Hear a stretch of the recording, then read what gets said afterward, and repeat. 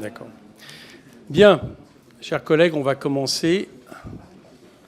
C'est bien, ça me rappelle quand j'ai été élu, il y avait autant de médias. Comme quoi la commission des finances attire les médias. C'est bien, il y a un sujet d'actualité.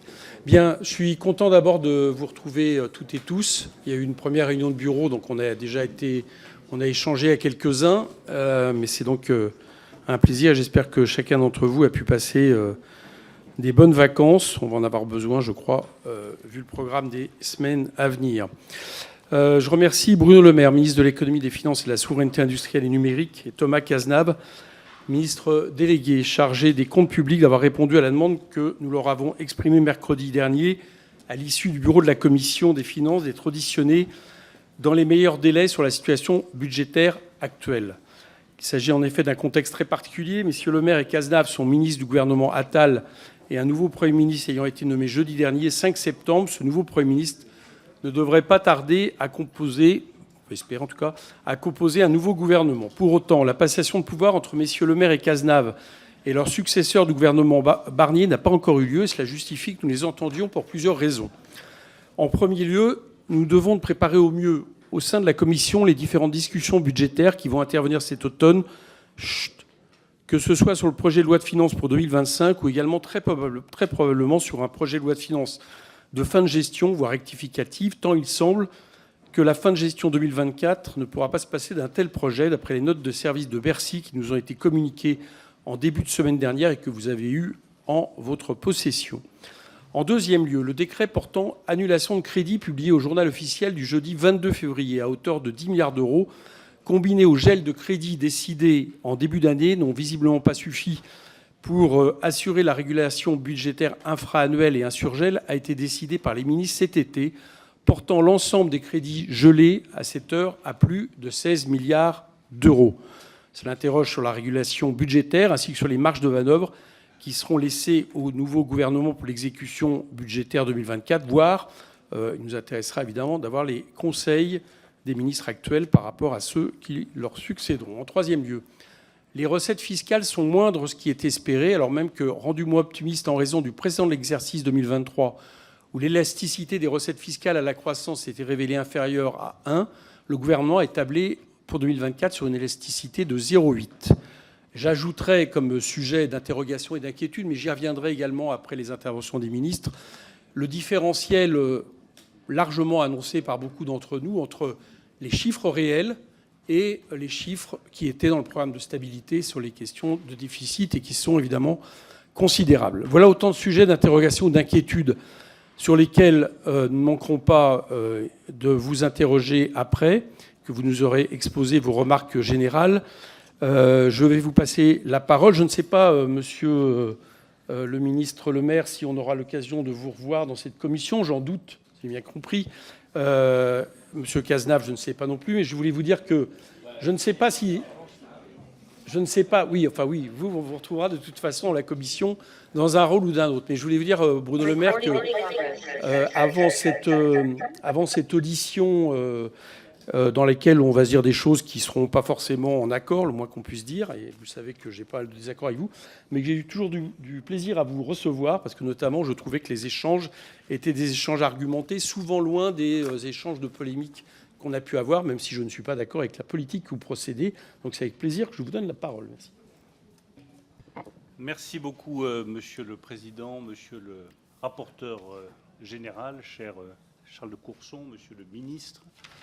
Mesdames et Messieurs les députés, je ne vous cache pas mon émotion, puisque ce sera la dernière commission des finances à laquelle je participerai, après 35 auditions, 5 années passées comme commissaire des finances quand j'étais député. Et donc je vais vous dire le bonheur et la fierté que ça a été d'avoir participé à chacune de ces auditions. Et je voudrais vous marquer ma reconnaissance, à vous personnellement, Monsieur le Président, mais également à tous les parlementaires pour la qualité du travail que nous avons fait ensemble. Nous avons eu évidemment, Monsieur le Président, des divergences et il n'a échappé à personne que Éric Coquerel n'est pas Bruno Le Maire et Bruno Le Maire n'est pas Éric Coquerel. Et c'est très bien comme ça. Ça s'appelle la démocratie. Nous avons des visions économiques, financières, budgétaires différentes.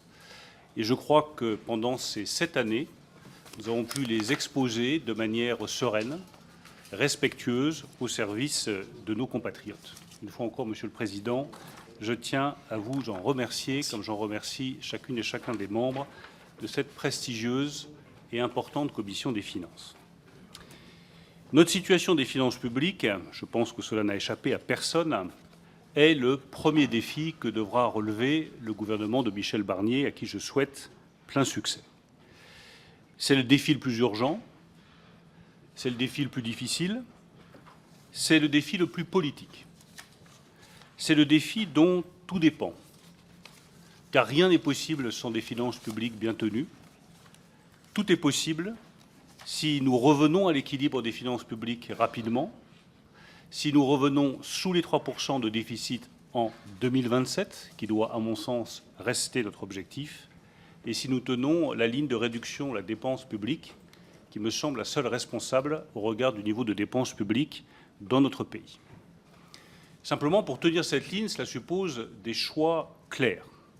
Et donc je voudrais profiter de cette audition, en répondant à vos questions, Monsieur le Président, pour rappeler les choix que nous avons faits avec le Président de la République et les différents gouvernements depuis 7 ans, pour inscrire cette question des finances publiques qui prête trop souvent aux remarques à l'emporte-pièce dans le temps long. Car il n'y a que le temps long qui permet de comprendre et que le temps long qui permet de prendre les bonnes décisions. On peut découper en fait en 3 phases les 7 années passées en termes de finances publiques. La première phase, c'est le rétablissement des comptes publics. 2017, 2018, 2019, et je rends hommage au Premier ministre de l'époque, Édouard Philippe, ainsi qu'à son remarquable ministre des Comptes publics, Gérald Darmanin, avec lesquels j'ai eu le plaisir de travailler comme ministre des Finances. En 2016, le déficit public était à 3,8%. En 2017, nous avons ramené le déficit public à moins de 3%. En 2018, nous avons ramené le déficit public à 2,3%. Le 22 juin 2018, le Conseil européen a sorti la France de la procédure pour déficit excessif dans laquelle nous étions depuis plus de 10 ans. En 2019, le déficit public s'établissait à 2,4%. Comment sommes-nous arrivés à ce rétablissement des comptes en un peu plus de 2 ans? D'abord, soyons honnêtes, parce que le travail avait été engagé par le précédent président de la République, François Hollande. Et qu'à la fin du quinquennat de François Hollande, des décisions avaient été prises qui permettaient d'amorcer le retour à l'équilibre. Nous avons accéléré ce retour à l'équilibre des comptes publics, dont j'ai été le garant et le réalisateur, en prenant 2 séries de décisions. Un choc fiscal qui a été porté par la majorité dans le PLF 2018, avec la baisse de l'impôt sur les sociétés, la mise en place du prélèvement forfaitaire unique, le début de la suppression de la taxe d'habitation, et par des mesures d'économie, parfois difficiles.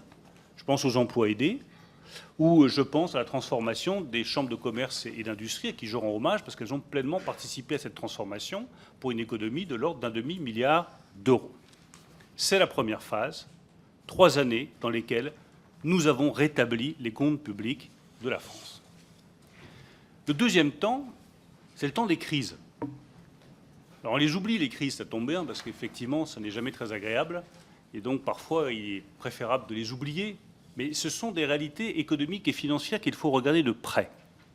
Ce temps des crises, cette deuxième phase, elle a duré 4 ans, de 2018 à 2022. Le premier temps, ça a été les gilets jaunes, avec des demandes légitimes de meilleure rémunération du travail, qui ont conduit à des dépenses supplémentaires. Je pense à l'augmentation de 100 € de la prime d'activité, à la baisse de l'impôt sur le revenu pour 5 milliards d'euros pour ceux qui travaillent, et à la mise en place de la prime Macron. La deuxième crise, c'est le Covid. Là aussi, on a oublié la brutalité du Covid. On a oublié que cette crise économique a été la plus grave depuis 1929, que jamais depuis 1929, hors période de guerre, nous n'avions connu un tel effondrement du PIB, moins 7,5% en 2020. Eh bien, face à ces crises, nous avons fait un choix, la protection. Protection de nos entreprises, protection de nos compétences, protection de nos salariés. avec le prêt garanti par l'État, les aides d'urgence, l'activité partielle, qui ont effectivement abouti à une augmentation de notre dette publique. Il faudrait simplement qu'on fasse une comparaison intéressante. Quand on regarde la crise financière de 2008-2011, nous avons eu une baisse du PIB de 2,9%. Et la dette a augmenté de 25 points, de 65% en 2008 à 90% fin 2011. Dans la crise du Covid, nous avons eu un effondrement du PIB de 7,5% et une augmentation de la dette publique de 12 points. Pour résumer, nous avons dépensé 2 fois moins pour une crise 3 fois plus importante. Cette protection, elle était nécessaire, elle était efficace, et si c'était à refaire, je prendrais les mêmes décisions. Enfin, nous avons une troisième crise, l'inflation, avec la mise en place d'un bouclier tarifaire qui avait été décidé à l'époque par Jean Castex sur le gaz, sur l'électricité, qui nous a permis de mieux protéger nos compatriotes que la plupart des autres États européens, puisque nous avons eu une inflation globale, je parle bien globale, qui n'approchait pas les 15, 20 ou 25% qu'ont connus d'autres pays européens, même si, évidemment, sur les produits alimentaires en particulier, l'inflation a été particulièrement douloureuse et pénalisante pour nos compatriotes. Le bouclier tarifaire, l'aide aux carburants qui était réclamée par tous ici, et même davantage que ce que j'ai mis en place, a coûté au total 55 milliards d'euros. Nous avons mis en place, pour faire face aussi à cette crise inflationniste, un projet de loi de finances dit pouvoir d'achat qui a été adopté en août 2022, que j'ai ramené à 20 milliards d'euros, mais que les différents amendements des parlementaires avaient porté à plus de 40 milliards d'euros. Donc nous avons protégé avec efficacité. Je regrette d'avoir fait moins que ce que vous-même souhaitiez, mais ça me paraît difficile de me reprocher aujourd'hui d'avoir dépensé trop, alors que vous me disiez il y a 4 ans que je ne dépensais pas assez. C'est la deuxième période de crise, période de protection de nos entreprises et de nos salariés. La troisième période qui s'ouvre, c'est celle du retour à la normale. Et c'est dans le fond la période la plus difficile, parce qu'il y a une caractéristique française, c'est qu'une fois que nous avons dépensé, nous ne savons pas revenir à la normale et économiser. Quand vous regardez sur les 30 ou 40 dernières années, la grande singularité française, elle est là. Nous sommes incapables de débrancher les mesures exceptionnelles pour revenir à la normale. Eh bien moi, je persiste et je signe cette troisième phase, celle qui s'ouvre depuis fin 2023, doit être marquée par le retour à la normale, la réduction des dépenses et le retour à l'équilibre des finances publiques. C'est ce que la France, je le redis, n'est jamais capable de faire en sortie de crise et ce qu'elle doit faire cette fois-ci. À cette fin, avec Thomas Cazenave, nous avons pris un certain nombre de décisions qui ont été largement commentées, largement critiquées, mais qui reposent sur un choix politique clair, revendiqué, le retour à la normale et l'équilibre des comptes. Première décision que nous avons annoncée tout début janvier, c'est le rétablissement d'une partie de la taxe intérieure sur la consommation finale d'électricité. Cette taxe, elle est à 32 € le mégawattheure depuis des années. Elle permet de financer l'électricité dans les DOM, les tarifs d'électricité en Corse. Elle permet de financer le chèque énergie. Donc quand on revient à la normale et que les prix baissent, ça me paraît justifié de rétablir progressivement cette taxe. Tout le monde ici, ou presque, a critiqué cette décision. Mais c'est une décision de retour à la normale. Nous avons relevé cette taxe qu'on avait mise à 0 pendant la crise, à 21, c'est-à-dire pas encore tout à fait les 32, ce qui permet d'économiser 5 milliards d'euros. Parce qu'on peut toujours se plaindre que les comptes publics ne soient pas bien tenus, mais il faut assumer les décisions difficiles qui permettent de les rétablir. C'est ce que nous avons fait. Première décision. Deuxième décision que nous avons prise avec Thomas Cazenave, le Premier ministre et le Président de la République, c'est faire 10 milliards d'euros d'économies sur le budget de l'État par voie réglementaire. Cette décision, elle a été prise le 18 février. Elle a amené là aussi tout son lot de commentaires parce que nous touchions à l'aide publique au développement, à des crédits pour l'environnement. Et les économies, il faut bien les faire quelque part. Il n'y a pas d'économie blanche. Toutes les économies portent sur des programmes de l'État ou des collectivités ou des dépenses sociales. Et il faut assumer les choix politiques qui sont faits. Nous avons assumé les choix politiques avec les parlementaires de la majorité de l'époque qui permettaient de faire 10 milliards d'euros d'économies dès février 2024. Nous avons annoncé le 6 avril dernier qu'il fallait, pour tenir nos équilibres de finances publiques, rajouter encore à ces 15 milliards 10 milliards d'euros d'économies supplémentaires pour porter le total des économies à 25 milliards en 2024. Nous nous sommes heurtés à partir de là à un certain nombre de difficultés. Elles ne sont pas insurmontables. Nous pouvons et nous devons tenir nos 5,1% de déficit en 2024. Et c'est tout à fait à notre portée.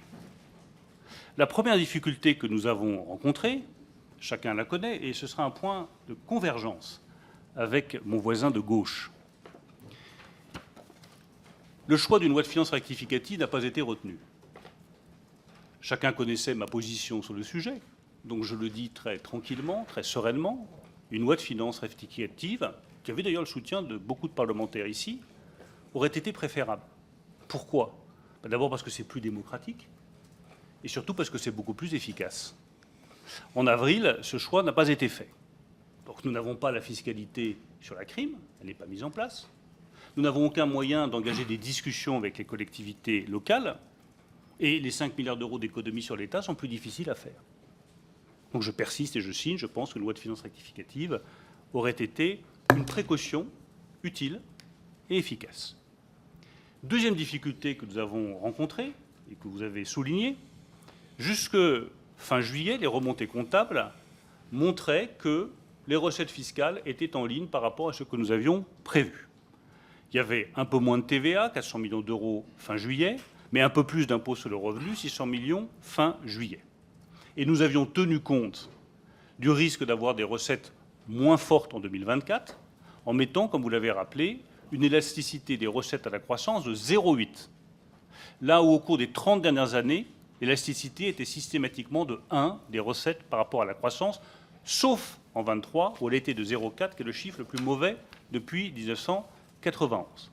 Au moment où je vous parle, je vous confirme que les recettes fiscales pourraient être moins élevées que prévu, je le dis avec prudence, mais c'est un élément de contexte dont nous devons tenir compte. Enfin, troisième difficulté, qui là aussi n'est pas insurmontable, et je le dis tout de suite, je ne fais de procès à personne. Je ne suis pas là pour ça. Je suis là pour que tous collectivement nous essayons de dégager un chemin qui permet de tenir les 5,1 en 24 et les 3% en 27. Je ne fais de procès à personne. Mais je constate, chiffres à l'appui, que les dépenses des collectivités locales sont dynamiques. Et Thomas Cazenave donnera tous les éléments là-dessus. Ce n'est pas une critique, on peut très bien dire que c'est très bien que les dépenses de collectivités locales soient dynamiques et que ça permet de porter l'investissement, des investissements utiles localement. Mais dans ce cas-là, il faut bien réduire la dépense ailleurs. Parce que si le niveau d'endettement des collectivités locales augmente, ça pèse sur le niveau d'endettement global de la France. Le risque, par conséquent, c'est d'avoir un déficit 2024 sur la base de ces trois difficultés, la loi de finances rectificative, les recettes, les collectivités locales, qui pourrait être supérieur aux 5,1 prévus dans le programme de stabilité. C'est une possibilité, ce n'est absolument pas une certitude, et je le redis, ce n'est absolument pas insurmontable. Vous avez la note des budgets économiques d'été. Cette note, elle vous a été transmise par souci de transparence. Je rappelle qu'elle n'a jamais été transmise sous la Ve République. C'est la première fois que nous la transmettons aux parlementaires. C'était une de vos exigences. Et tout ce qui permet d'améliorer la transparence, je le redis, ira, à mon sens, dans la bonne direction. Je précise simplement que ces notes des budgets économiques d'été ont systématiquement surévalué le risque de déficit par rapport à ce qui était réalisé. Donc c'est à prendre avec beaucoup de prudence. Mais maintenant que nous avons ces alertes et ces risques, que faire ?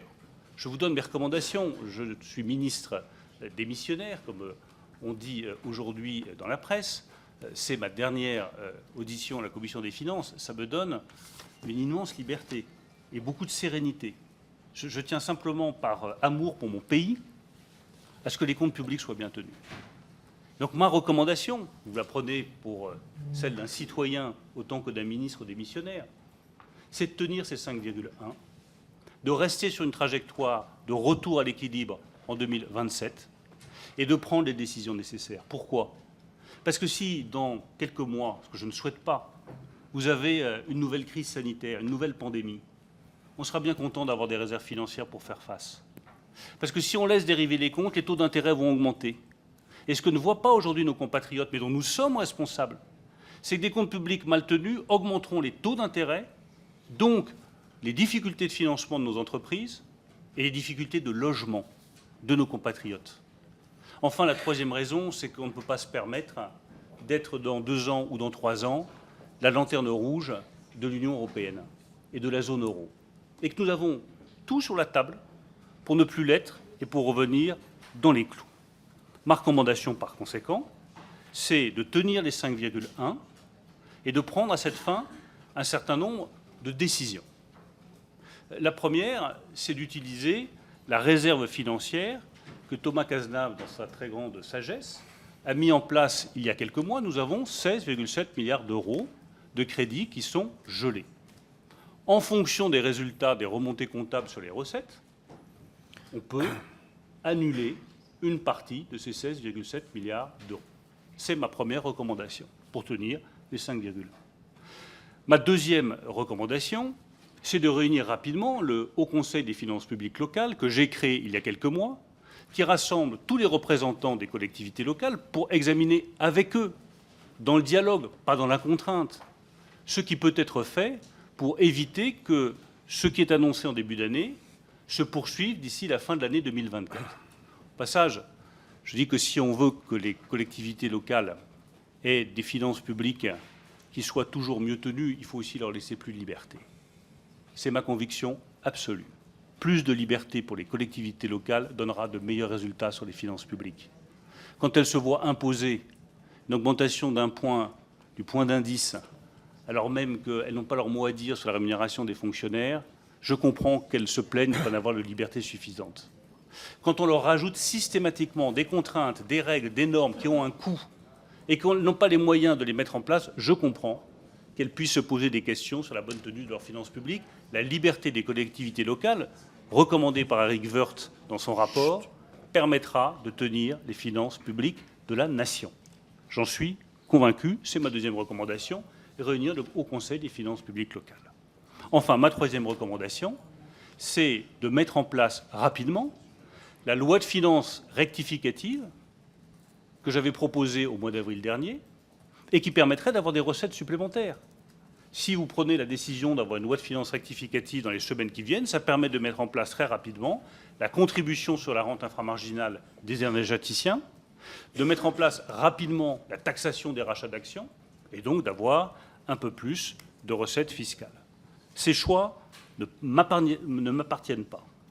J'en laisse juge la Commission des finances et le gouvernement.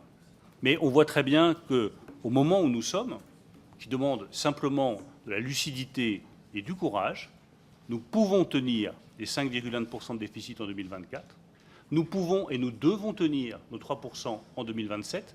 C'est uniquement une question de choix politique. Merci Bruno Le Maire. Thomas Cazenave. Merci Monsieur le Président, Monsieur le rapporteur général, Monsieur le ministre, Mesdames et Messieurs les députés, si j'osais, je dirais, chers collègues. Je vous remercie pour cette invitation à cette première audition de la Commission des finances sous cette législature.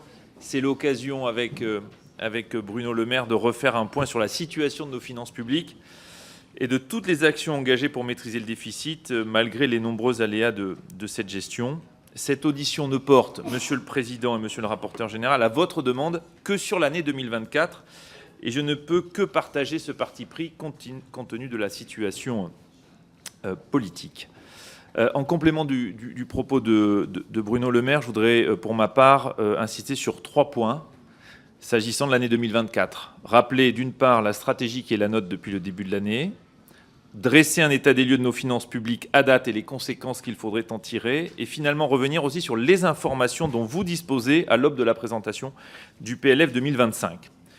Donc pour l'année 2024, Bruno Le Maire l'a rappelé, nous avons fixé un objectif de 5,1% de déficit qui prend en compte les résultats de 2023 et qui s'inscrit dans l'indispensable trajectoire de réduction de notre déficit public. Nous avons toujours dit, de manière constante, je crois, que pour tenir cet objectif, il faudrait faire des efforts partagés et continus. Et nous avons pris les mesures nécessaires depuis le début de l'année pour tenir cet objectif. Bruno Le Maire l'a rappelé, nous avons pris un décret d'annulation de 10 milliards d'euros sur l'ensemble du budget de l'État, et à cette époque, je le rappelle, sans toucher au budget de la sécurité sociale, sans toucher au budget des collectivités territoriales et dans le respect de la LOLF. C'est un effort d'ailleurs budgétaire inédit qui a conduit à des mesures d'économie et des reprogrammations dans tous les ministères. Nous avions également annoncé dès avril que ce décret d'annulation devrait être absolument complété par d'autres mesures d'effort en dépenses et en recettes sur l'année 2024 pour tenir notre objectif. Nous avions dit à l'époque qu'il fallait trouver entre 5 et 7 milliards d'euros supplémentaires sur l'État, grâce notamment, j'y reviendrai, à la mobilisation de la réserve de précaution. Et c'est la raison pour laquelle nous avons notifié au ministre des cibles d'exécution le 11 juillet et mis en réserve l'équivalent de 16,5 milliards d'euros de crédit. À la fois compte tenu des élections, compte tenu du fait que nous avons basculé en gestion des affaires courantes, nous n'avons pas pu prendre de nouvelles mesures d'économie ces dernières semaines, qui étaient et qui restent, de mon point de vue, indispensables pour tenir cet objectif. Ces réserves de précaution sont naturellement à la disposition du prochain gouvernement, qu'il souhaite ou non poursuivre les efforts engagés. Il pourra aussi s'appuyer sur l'ensemble des revues de dépenses qui ont été mises à la disposition du Parlement et d'ailleurs rendues publiques par le ministère de l'Économie et des Finances. S'agissant des recettes, je le rappelle, nous avions prévu 3 milliards d'euros de recettes supplémentaires pour l'année 2024, en s'appuyant notamment sur un travail des parlementaires de la Commission des finances qui ciblait les rentes. C'est en ce sens que les services de Bercy ont préparé un certain nombre de dispositifs qui sont à la disposition du prochain gouvernement et du Parlement sur la taxation des énergéticiens ou bien encore la taxation des rachats d'actions. Et enfin, le troisième volet, de cette deuxième étape en 2024, c'était la maîtrise des dépenses de fonctionnement des collectivités territoriales pour 2,5 milliards d'euros. Ça, c'était le cadre dans lequel nous sommes inscrits depuis le début de l'année. J'en viens désormais aux dernières informations plus précises dont nous disposons à ce jour et que vous disposez également suite à la demande du président et du rapporteur général sur la situation de nos finances publiques. Je le dis, la situation de nos finances publiques, elle reste préoccupante. Elle reste préoccupante pour les raisons qu'a évoquées Bruno Le Maire, mais aussi en raison d'aléas dans la gestion. Premier risque, c'est celui des recettes. Et j'y reviendrai. Et le deuxième risque, c'est la dynamique exceptionnelle et inattendue des dépenses des collectivités territoriales. S'agissant des recettes, en 2023, et nous avons eu l'occasion ici même de nous en expliquer, nous avons constaté une baisse brutale, marquée de nos principales recettes en fin d'année dernière. Nous avions eu l'occasion donc d'expliquer en détail ces conséquences. Depuis, un rapport de l'Inspection générale des finances a été rendu public et il confirme le caractère largement imprévisible d'un tel niveau de recettes en 2023, compte tenu de la croissance, renvoyant notamment aux éléments sur l'élasticité des recettes à la croissance. Nous avons pleinement tenu compte de ces résultats et de la situation observée l'an dernier, en révisant à la baisse, à hauteur de près de 30 milliards d'euros, la prévision de prélèvement obligatoire de la loi de finances pour 2024 à l'occasion de la présentation du programme de stabilité. Vous vous en rappelez, c'était en avril dernier.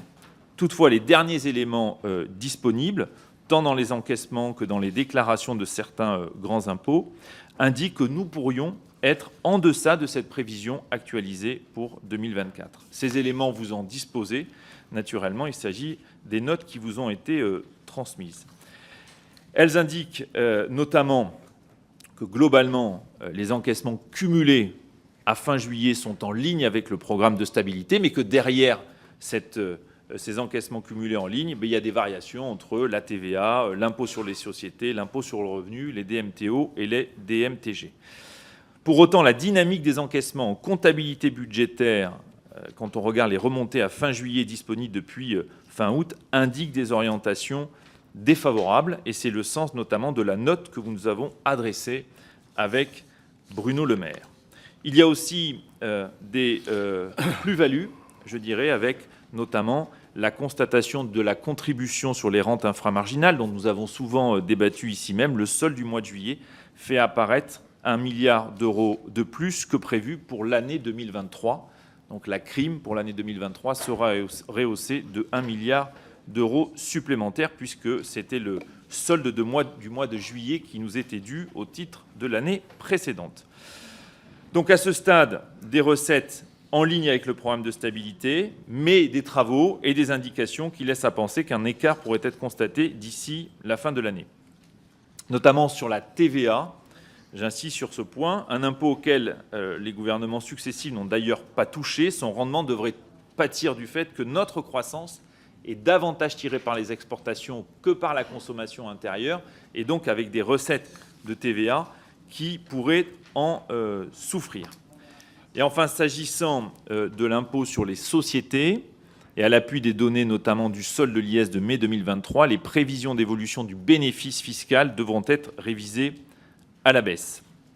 Enfin, sur l'impôt sur le revenu, vous savez que les déclarations de revenus donnent lieu à 5 émissions entre juin et décembre, et à l'issue de la deuxième émission, le solde de l'IR se révèle être inférieur par rapport à la deuxième émission de l'année dernière. Donc ce sont des éléments nouveaux, ce sont des éléments qui nécessitent d'être analysés par les services, notamment dans le cadre de la construction du projet de loi de finances pour 2025. Mais je redis ici qu'en aucune manière, les baisses de recettes ne sont liées à des baisses de taux.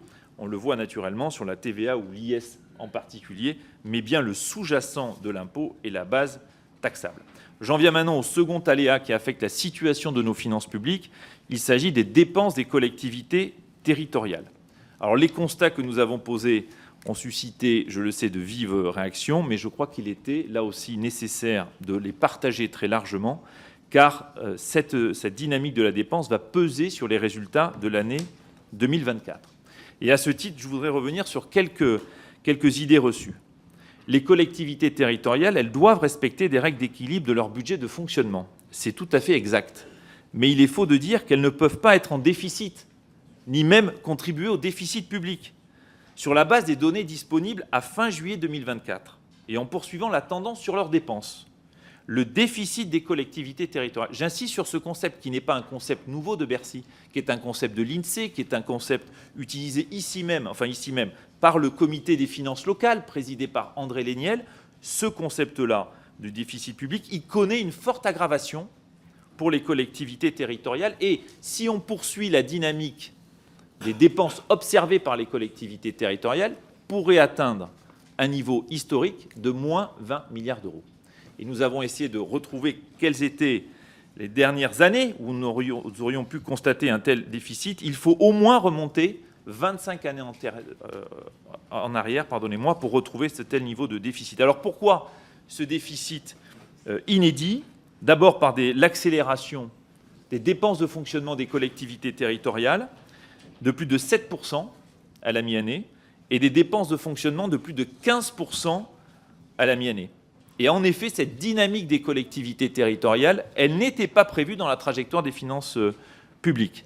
Je le rappelle, la loi de programmation sur les finances publiques, elle prévoyait une augmentation plus modérée des dépenses de fonctionnement des collectivités territoriales, juste en dessous de l'inflation, 0,5 points en dessous de l'inflation.